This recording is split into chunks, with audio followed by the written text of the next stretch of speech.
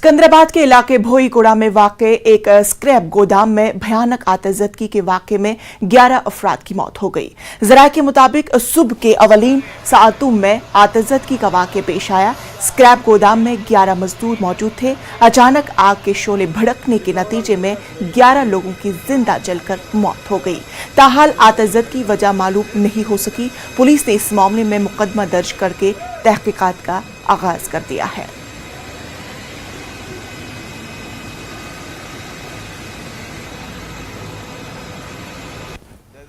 Unfortunate fire accident in Boiguda area of Hyderabad. This is actually an industrial area, but over a period of time it has become populated. Ground floor is consisting of a lot of newspapers, old newspapers, bottles and such material, scrap material. Migrant labor, 12 of them have been staying here. But actually no one is supposed to stay, but the owner has provided them accommodation and a room upstairs.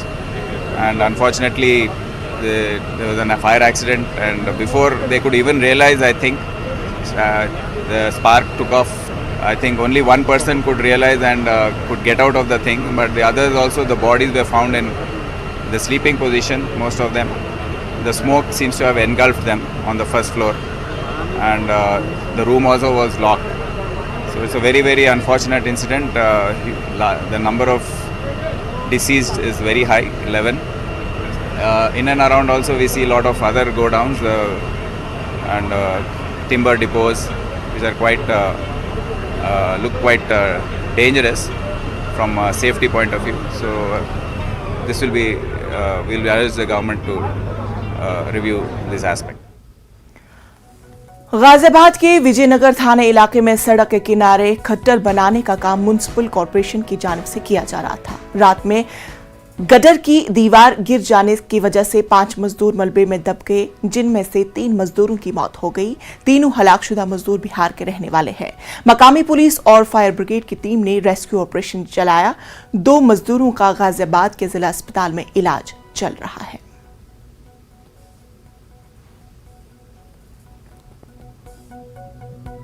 Petrol और diesel की कीमतों में लगातार दूसरे दिन इजाफा हुआ है। आज एक बार फिर सरकारी ऑयल मार्केटिंग कंपनियों ने फी लीटर पेट्रोल और डीजल की कीमतों में 80 पैसे का इजाफा किया। दिल्ली में आज 1 लीटर पेट्रोल की कीमत 97.01 रुपए और डीजल की कीमत 88 रुपए 87 पैसे फी लीटर पर पहुंच गई है। वाज़ेह है कि बैनुल अक़वामी मार्केट में खाम तेल की कीमत $115 फी बैरल से तजावुज कर गई है। आम आदमी का तो ये सुनते ही नहीं है।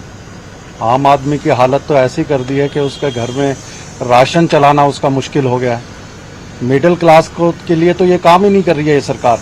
हम ड्राइवर आदमी हैं, ठीक है, पर ये है कि जो ये गवर्नमेंट पैसे बढ़ा रही है अच्छा नहीं करती, ठीक है, ये गलत है, क्योंकि हम ड्राइवरों पर लॉस भी पड़ रहा है इस मसले से, क्योंकि लोग बाग ना तो तनख्वाह दे पा रहा है टाइम से, ना ही गाड़ी चलवा पा रहा है। मोदी सरकार है, अब जो मर्जी है कर रहा है। सिर्फ डीजल और पेट्रोल का दाम नहीं बढ़ा, 50 रुपये से उस पर LPG पे भी बढ़ गया, 50 रुपये सिलेंडर पे। कहाँ जाएगा गरीब आदमी, कहाँ जाएगा बिचौली आदमी? अरे दिक्कत ही दिक्कत है, और क्या है, ये आम जनता परेशान है। आए दिन पेट्रोल के पैसे बढ़ना, डीजल के पैसे बढ़ना, खाने पीने की चीज़ों की तो बात छोड़िए, जो आम जनमानस की चीज़ें हैं वो दिन पे दिन बढ़ती जाएंगी। गैस सिलेंडर देख लीजिए, 1000 रुपये से ऊपर जा रहा है। आज रोजमर्रा की चीज़ें, पेट्रोल के दाम, डीजल के दाम और गैस के दाम जिस तरीके से ये सरकार द्वारा निरंतर बढ़ाया जा रहा है, उससे आम आदमी का जीना दूभर हो गया है।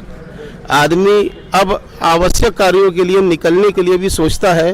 पर गवर्नमेंट की भी अपनी प्रॉब्लम्स है। इंटरनेशनल मार्केट में डीजल पेट्रोल के रेट बढ़ रहे हैं, तो उस हिसाब से बढ़ाती है गवर्नमेंट, लेकिन उन्हें फिर भी ध्यान रखना चाहिए आम जनता की ख्यालों का, कि उनके पास एक लिमिटेड आय होती है, उसके हिसाब से उन्हें अपना घर खर्च चलाना पड़ता है। अरे सर, घर चलाना मुश्किल हो गया है।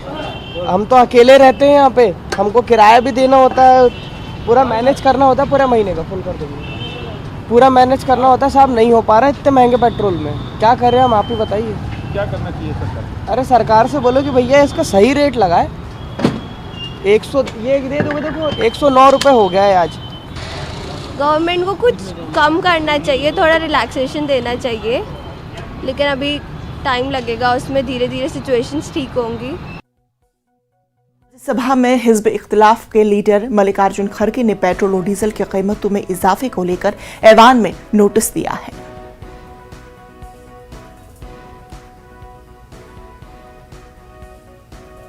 हमारे साथ कांग्रेस के वरिष्ठ नेता और राज्यसभा नेता विपक्ष मल्लिकार्जुन खड़गे जिनसे बात करते हैं। सर, आज एक बार फिर से जो पेट्रोल के दाम उसमें 80 पैसे की बढ़ोतरी कर दी गई है। देखिए, इसीलिए कल भी हमने हाउस में हंगामा किया और हम उसको चर्चा में लाने की कोशिश की। आज भी मैंने नोटिस दिया है 267 में कि उसको चर्चा के लिए वो हमको परमिशन दे। और आज गांधी स्टैचू के सामने भी हम लोग एजिटेशन कर रहे हैं और फिर आज सदन में ये उठाएंगे और अपनी बात को रखेंगे। जो लोगों को तकलीफ हो रही है और जो लोग तकलीफ में हैं उनके ग्रीवेंसेस को सदन के सामने रखना हमारा फर्ज होता है और उसके लिए हम लड़ते रहेंगे। और सदन में हमको ये मौका मिला, सदन में लड़ रहे और सदन से लेकर बाहर भी लड़ेंगे, रास्ते पे लड़ेंगे। बाहर के लोगों को भी हम कहेंगे कि देखिए कैसा 5 राज्यों के चुनाव होने के बाद गवर्नमेंट अपनी तेवर कैसी बदली है और किस ढंग से बदला ले रही है गरीबों के ऊपर, ये हम कहेंगे। सर, सरकार की तरफ से तर्क दिया जाता है कि जो पेट्रोल का जो रेट है वो कहीं ना कहीं कंपनियां तय करती हैं, सरकार का उसमें सीधा कोई हस्तक्षेप नहीं है। देखिए, कंपनियां कहीं इनएविटेबल नहीं है इनकी। अरे हर ऑटोनोमस बॉडी में आप हाथ डालते हो, सीबीआई में हाथ डालते हो, ईडी के फैसले भी लेते हो, अनेक ऑटोनोमस बॉडी यूनिवर्सिटीज़ में आप हाथ डालते हैं। कहने के लिए ऑटोनोमस, बाकी सब आप ही के पास है। इसी को भी आप पैसे दे दो, सब्सिडी दे दो, भाई ये पेट्रोल के दाम कम करो, डीजल के दाम कम करो, एलपीजी के दाम कम करो, केरोसिन के दाम कम करो, ये कहो। मिडिल क्लास के ऊपर बोझ मत डालो और लोअर मिडिल क्लास के ऊपर मत डालो, छोटे मोटे स्कूटर चलाने वालों पे मत डालो, ये कह सकते हैं। पिछले की गवर्नमेंट भी जब 118 एक बैरल को $118 थी, तो उस वक्त गवर्नमेंट सब्सिडी देती थी और कम करके जनता को देती थी। आज तो 112 है। अरे आप जब 35, 40, 50, $60 था एक बैरल का, उस वक्त भी नहीं दिए, कितने लूटेंगे। और इस बार इससे कम से कम 10,000 करोड़ रुपए उनको मिलने वाले हैं। तो ये सारी चीज़ें वो जो कर रहे हैं, गरीबों को तंग और तबाह कर रहे हैं। सिर्फ वो रिलीजन बेसिस पे पॉलिटिक्स करना चाहते हैं, डेमोक्रेटिक वे को वो ख़त्म करना चाहते हैं। मुझसे बातचीत करने के लिए शुक्रिया। वीडियो जर्नलिस्ट नगेंद्र के साथ रवि सिसोदिया, न्यूज़ 18 दिल्ली। मगरबी बंगाल के भीरभूम में तृणमूल कांग्रेस लीडर भादव शेख के कत्ल के बाद आतजदगी में लगभग 8 लोग जिंदा जल गए थे। अब इस वाक़े के बाद भगोड़ी गांव में खौफ हरास फैल गया है कि मुतासरीन के अहल खाना अपना घर बार छोड़कर नकल मकानी कर रहे हैं। इसी बीच बच्चों के हुकूक के लिए काम करने वाले कौमी हुकूक इत्तिफाक़ी कमीशन ने मगरबी बंगाल पुलिस से इस वाक़े की 3 दिन के अंदर कार्रवाई की रिपोर्ट तलब की है।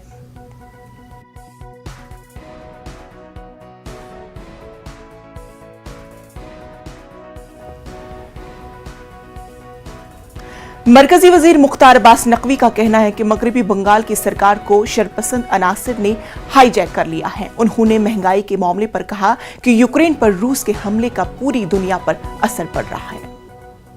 हमारे साथ केंद्रीय मंत्री मुख्तार अब्बास नकवी, उनसे हम बात करते हैं। सर, जिस तरह से पश्चिम बंगाल में हमने देखा है कि हिंसा की घटना घटी, लेकिन कहा जब ये जो सत्तारूढ़ पार्टी, उनका कहना यह है कि टीवी में शॉर्ट सर्किट हुआ था। देखिए, पश्चिम बंगाल में अराजक तत्वों ने, गुंडों ने, एनार्किस्ट ने पश्चिम बंगाल की सरकार को हाईजैक कर लिया है और ऐसा लगता है कि पश्चिम बंगाल की सरकार ऐसे अराजक तत्वों के, गुंडों के, मवालियों के हाथों बंधक बन गई है।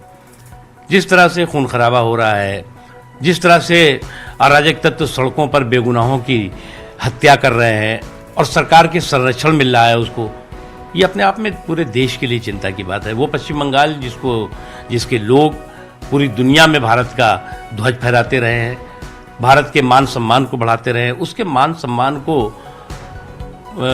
नुकसान पहुंचाना, उसके मान सम्मान को धूल धूसरित करने की षड्यंत्र और साजिश अगर तृणमूल कांग्रेस और उसकी सरकार कर रही है तो इस पाप से जम्मू कश्मीर से देश के और पश्चिम बंगाल के लोग कभी भी उसे स्वीकार नहीं करेंगे और न कभी उसे माफ करेंगे। हाँ सर, एक और सवाल है मैं यहाँ पर यह हो रहा है, जिस तरह से आज हमने फिर देखा कि पेट्रोल की कीमत में जो है वो दूसरे दिन भी बढ़ोतरी हुई है। विपक्षी पार्टी का कहना है चुनाव खत्म हो गया है और पेट्रोल की कीमतें बढ़ रही हैं। अरे भाई, विपक्षी पार्टियां क्या कह रही हैं ये महत्वपूर्ण नहीं है, हम भी यही कह रहे हैं महंगाई बढ़ी है।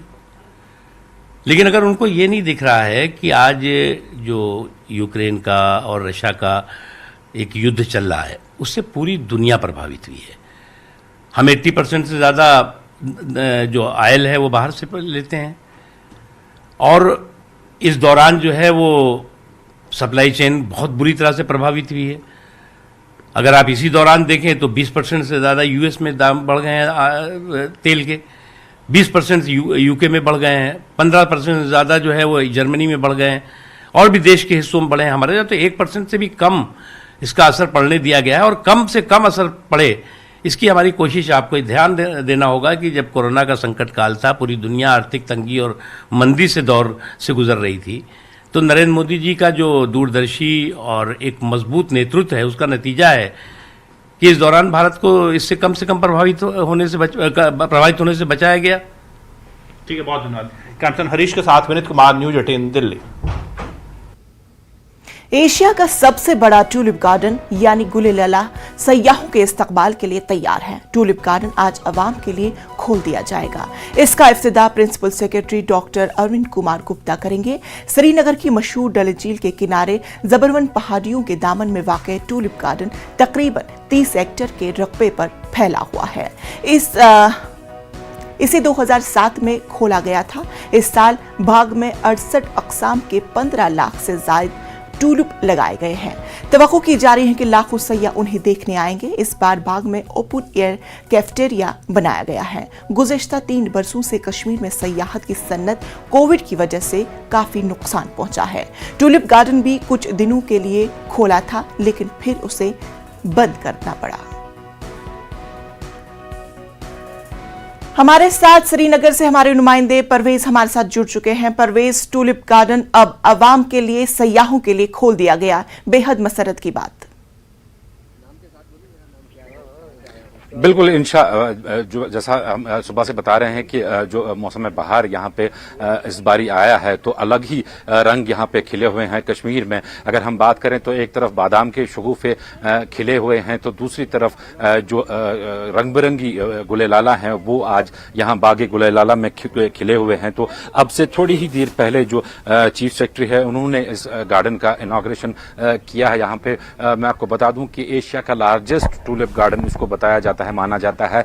यहाँ पे इस बारी तकरीबन 15 लाख से ज्यादा टूलिप लगाए गए हैं, जिसकी ज्यादातर वैरायटीज जो हैं वो यूरोपियन कंट्रीज से लाई गई है। हॉलैंड, स्कॉटलैंड वगैरह से जो वैरायटीज लाई गई हैं। इन तस्वीरों में आप देख सकते हैं कि कुछ जो टूलिप्स हैं वो खिल गए हैं और कुछ इनको इस तरह से प्लांट किया जाता है, सो किया जाता है कि ये मरहलेवार तरीके से खिले। तो जो विदिन 5 डेज आप देख सकते हैं कि ये पूरा जो एरिया होगा ये टूलिप से भरा हुआ होगा। लेकिन आज भी अगर हम देखें तो आज भी गुलाबी टूलिप्स खिले हैं यहाँ पे, येलो कलर के टूलिप्स खिले हैं और एक अलग ही मंजर यहाँ पे देखने को मिल रहा है। अगर हम सयाहों की बात करें तो काफी सारी तादाद में सयाह पहले से ही यहाँ पे आए थे कश्मीर टूलिप गार्डन को देखने, तो आज उनकी वो मुराद पूरी हो गई और आज यहाँ पे जो सयाह हैं वो काफी तादाद में यहाँ पे आए हैं। दूसरी ओर अगर हम बात करें लास्ट ईयर की, अगर हम लास्ट ईयर बात करें तो लास्ट ईयर अच्छा खासा सीजन रहा था यहाँ पे टूलिप के दौरान। हालांकि टूलिप के बाद फिर कोविड का शुरू हो गया था, लेकिन टूलिप लास्ट ईयर जो सेशन हुआ था यहाँ पे, जो सीजन हुआ था, फेस्टिवल हुआ था, टूरिज्म फेस्टिवल, उसमें तकरीबन लास्ट ईयर जो बताया जा रहा है 2,25,000 के लोग जो हैं वो करीब विजिटर्स यहाँ पे टूलिप गार्डन आए थे, जिसमें 80,000। परवेज, ये भी खबर है कि कई अहम शख्सियात को भी टूलिप गार्डन आने के लिए मदऊ किया गया है। किन किन शख्सियात का जिक्र है? बिल्कुल इंशान, अगर हम लास्ट ईयर की बात करें तो लास्ट ईयर जो फॉरेन एम्बेसीज हैं वहाँ के जो अहदेदार हैं उनको यहाँ पे लाया गया था, या फिर जो जुडिशरी के जो लोग हैं उनको, या ब्यूरोक्रेसी के जो लोग हैं उनको यहाँ पे लाया गया था। तो इस बार भी उम्मीद की जा रही है कि जो ब्रांड एम्बेसडर्स जिनको कहा जा सकता है वो उनको यहाँ पे मदऊ किया जाएगा और उनको यहाँ पे टूलिप गार्डन दिखाया जाएगा। फोकस यही है कि टूलिप गार्डन को ज्यादा से ज्यादा हाईलाइट किया जाए। वैसे तो इसकी जो पब्लिसिटी है उसकी उतनी जरूरत नहीं है, क्योंकि लोग पहले ही इसके बारे में जान चुके हैं और लोगों को पता है कि एशिया का सबसे बड़ा टूलिप गार्डन यहाँ पे है। तो यहाँ पे हमारे साथ कुछ सयाह हैं, इनसे हम बात करेंगे कि कैसा इनका टूलिप गार्डन का एक्सपीरियंस रहा। आप नाम बताइए अपना और बताइए कैसा टूलिप गार्डन लगा आपको? अस्सलाम वालेकुम, मेरा नाम है अब्दुल फरीद, मैं गुजरात अहमदाबाद से आया हूँ। माशाल्लाह से बहुत अच्छा लग रहा है, मतलब ऐसा नज़ारा तो हमने कभी नहीं देखा। अब ये समझ लो बहुत अच्छा लग रहा है, बिल्कुल ऐसा लग रहा है कि बस वो बोलते हैं ना कि ये जमीन पे जो जन्नत है, बिल्कुल वैसा ही लग रहा है। वही पर हम यहाँ पे फर्स्ट टाइम आए कश्मीर में, वहाँ लास्ट था, लकीली आज ही ओपन हुआ है ये। So we are so happy hear that we got in time. खासतौर अगर हम बात करें बॉलीवुड की मूवीज में ऐसे मंजर देखने को, ऐसे व्यूज देखने को मिलते हैं, तो यहाँ पे आज आप देख रहे हैं तो कैसा महसूस कर रहे हैं? हमें लग रहा है कि शायद कोई शूटिंग ही हो रही है, इतनी भीड़ यहाँ पे हो रखी है यहाँ पर, क्योंकि यहाँ पर भी कश्मीर में कितनी जगह में बताया गया यहाँ भी शूटिंग हुई, यहाँ भी शूटिंग हुई, यहाँ भी शूटिंग हुई है। तो ऑफकोर्स यहाँ भी शूटिंग के लिए एक अच्छा एक एनवायरमेंट है और अच्छा बैकग्राउंड यहाँ पे उनके लिए है वहाँ पर। माता जी आप बताइए, आप टूलिप गार्डन आई हैं तो कैसा लगा टूलिप गार्डन को देख? बहुत अच्छा लगा, ऐसे लग रहा है जैसे स्वर्ग में आ गए, जन्नत है जैसे स्वर्ग है कश्मीर का। बहुत अच्छा लग रहा है यहाँ पे घूम के। आज हमारा लास्ट डे था, हमने कहा इसको सोचा आज हम इसको देख के जाएंगे, इसलिए बहुत अच्छा लगा इसमें। Thank you. आप बताइए, आप तस्वीरें ले रहे थे, सेल्फीज के लिए कैसा यहाँ पे रहता है? बहुत ही ब्यूटीफुल सीनरी है एंड इससे एकदम आपका माइंड फ्रेश हो जाता है, स्ट्रेस ही हो जाता है। मेरे भी अभी एग्जाम्स थे, एग्जाम्स के बाद सारा स्ट्रेस चला गया एंड एकदम बहुत खूबसूरत जगह है। दिल्ली से देखने स्पेशली हम इसी मंथ में आए हैं कि अभी ये खुलता है जी, और बहुत ही अच्छा लगा। इतनी तरह के वैरायटीज हैं इसमें यहाँ पे टूलिप फ्लावर की। खासतौर कोविड के दौरान जो एक माहौल बन गया था, काफी स्ट्रेस बढ़ गया था लोगों में, तो अब कैसा महसूस करते हैं? बहुत अच्छा, खुला खुला। उतने दिन तक हम घर के अंदर थे, कहीं नहीं जा पाए थे, तो उसके बाद स्पेशली हम अभी आए हैं कश्मीर घूमने के लिए। क्या मैसेज देना चाहिए बाकी लोगों को? सब लोग आइए घूमिए, क्योंकि ये 1 महीने 40 दिन के लिए खुलता है शायद, तो इस समय घूम के बहुत अच्छा लगेगा जी। बिल्कुल परवेज, बहुत सारे सयाहों का ये भी कहना है कि उनको काफी ज्यादा मसरत महसूस हो रही है। जाहिर सी बात है कि एक तरफ खलीजी ममालिक के ताजरों की आमद है और दूसरी जानिब टूलिप गार्डन के इस्तकबाल की तैयारी है। अब देखने वाली ये बात होगी कि आइंदा वक्त में किस तरह टूलिप गार्डन उन ताजरों के दिलों को लुभाएगा। तफसीलात के लिए बेहद शुक्रिया। वक्त हुआ छोड़ से वक्फे का।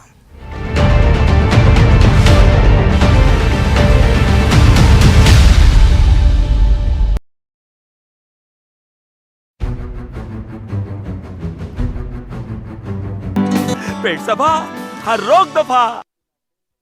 ब्रेक के बाद इस्तकबाल। कर्नाटक के साहिल इलाकों में होने वाले मेलों में मुस्लिम ताजरों का बाइकॉट करने का संगीन मामला पेश आया। साहिली शहर मंगलुरु के 2 मंदिरों के मेलों में मुस्लिम ताजरों का बाइकॉट करने का मामला पेश आया है।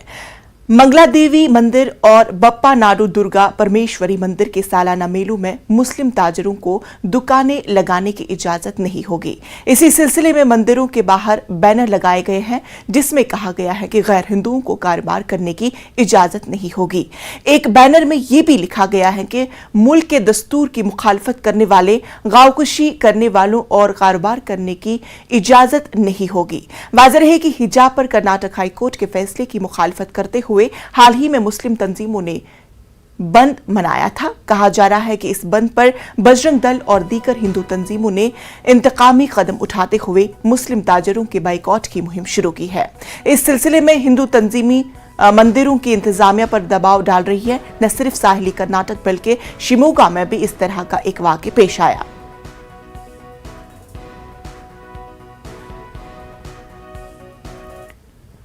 मशरकी चंपारण के चकिया केसरिया के पास एक बड़ा रामायण मंदिर बन रहा है। ये मंदिर न सिर्फ आस्था का मरकज बनेगा बल्कि हिंदू मुस्लिम एकता की मिसाल भी कायम करेगा, क्योंकि मंदिर की तामीर के लिए मुस्लिम खानदान भी जमीन अतिया कर रहा है।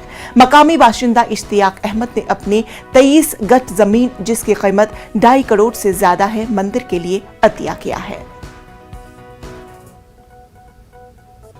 कई जगहों से सांप्रदायिकता की बातें सामने आती है, लेकिन ऐसे माहौल में सांप्रदायिक सद्भाव का एक बड़ा उदाहरण बिहार में देखने को मिला है, जहां पे पूर्वी चंपारण सतवलिया में जहां पे विराट रामायण मंदिर का जो निर्माण हो रहा है, जो दुनिया का सबसे बड़ा मंदिर होगा, वहां पे जमीन जो दान किया है वो एक मुस्लिम परिवार है, मुश्ताक अहमद जी हैं, जो यहाँ पे अभी मौजूद हैं। इन्होंने 23 कट्ठा जमीन यानी कि 2.5 करोड़ रुपए से ज्यादा की जमीन दान दी है और ये उसका डीड है जो इन्होंने निबंधन कराया है केसरिया अवर निबंधन कार्यालय में। और सबसे बड़ी आपको बताऊं कि ये जो जमीन दिया है वो पूरी तरह से मुफ्त जमीन दिया है और ये एक बड़ा मिसाल काम किया है। ये कैसे संभव हुआ? हमारे साथ किशोर कुणाल जी हैं। ये कितनी बड़ी बात लगती है कि इनको? नहीं, बहुत बड़ी बात। देश में जहाँ तनाव ही तनाव है, बहुत तनाव है, वहाँ इस तरह की पहल से समाज में सांप्रदायिक सद्भाव फैलेगा। और महावीर मंदिर शुरू से ही, जब से हम लोगों का ट्रस्ट बना है, हम लोगों ने विकास का काम किया है, सभी धर्मों के लिए, संप्रदायों के लिए, जातियों के लिए काम किया है और उसमें सबका सहयोग मिला है। इनका परिवार का कितना योगदान है उस मंदिर के लिए? इनके परिवार का योगदान इतना है कि यदि इनके परिवार ने पहल नहीं की होती तो मंदिर ही नहीं बनता। बाकी लोगों ने भी करीब 7 एकड़ जमीन सस्ते दाम में दे करके सहयोग किया और इन्होंने शुरू में ही कहा था कि इनके हिस्से की जो जमीन होगी वो मुफ्त दे देंगे और पिछले बुधवार को इन्होंने ये रजिस्ट्री कर दी है। तब आज हमने सोचा कि इसकी जानकारी लोगों को दी जाए। इश्तियाक अहमद जी, कितना बड़ी बात, क्या सोचा आपने कि मंदिर में जहाँ पे इतना महंगी कीमत के 1 इंच आदमी जमीन नहीं देना चाहता है? अब जमीन तो अगर हम लोग नहीं देंगे तो मंदिर कैसे बनेगा? सब कोई जब वहाँ प्रोग्राम हो गया है कि वहाँ मंदिर बनना है, तो हम लोग अगर जमीन नहीं देंगे तो मंदिर कैसे बनेगा? अब रहा पैसा का, तो हमारे कुछ गार्जियन पैसा लेके भी दिए हैं जमीन, लेकिन हमारे से अंदर से लगा कि नहीं, हम पैसा नहीं लें, ऐसे ही दें, वही सोच से हम दिए हैं।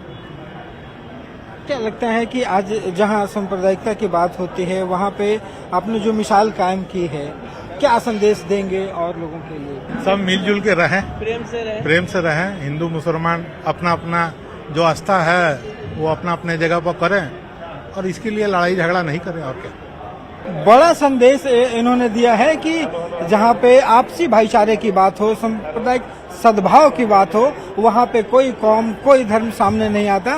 प्रेम मोहब्बत अगर बना हुआ है तो यही समाज की सबसे बड़ी पूंजी है और ये आज इश्तियाक अहमद ने साबित किया है। कैमरा पर्सन दीपक के साथ रवि एस नारायण, न्यूज़ 18 पटना।